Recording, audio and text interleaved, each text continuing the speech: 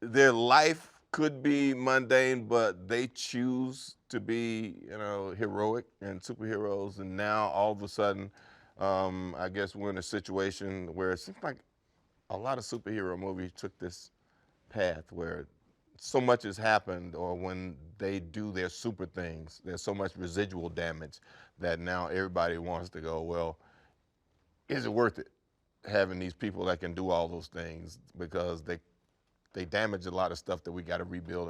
And I guess you could say they're good for the economy in that way, but then they're bad for people who have to continue to live in certain situations. So they find themselves in an interesting situation when we find them the next time. They're not allowed to be super. Lucius is easygoing, kind of hard to rattle. He's a good friend. Uh, he he seems to enjoy the fact that his powers are what they are, and they enhance his cool factor. Winston Dever, I said I met him somewhere. He gave me a card. They have a business and they're interested in finding a way to get supers back to legality.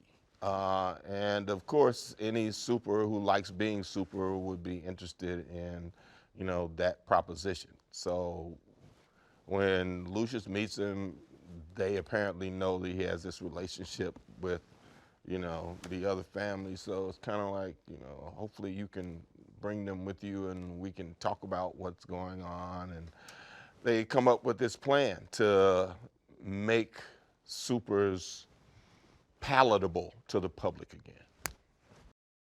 The traditional thought of what a husband with 3 kids left to his own devices would be with the family, because the wife is outside the home now for a while doing something. She's off doing the breadwinning thing.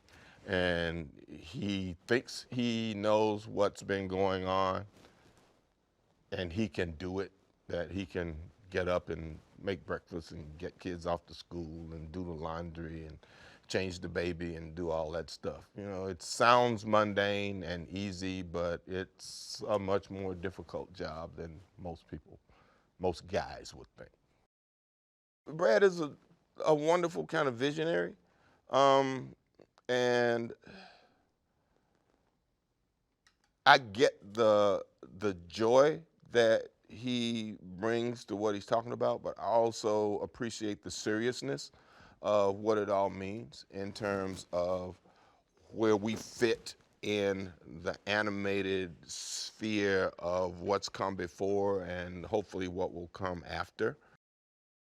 Oh yeah, I'm excited that the Incredibles are back. I'm excited by the fact that we do know something that the family doesn't know. I mean, we know Jack has powers; they don't know. So it's great watching them discover it and figure it out, and how that changes the family dynamic and what that's going to be for the future of this particular franchise. I'm just glad it's back, and I know a lot of people are really happy that it's back also.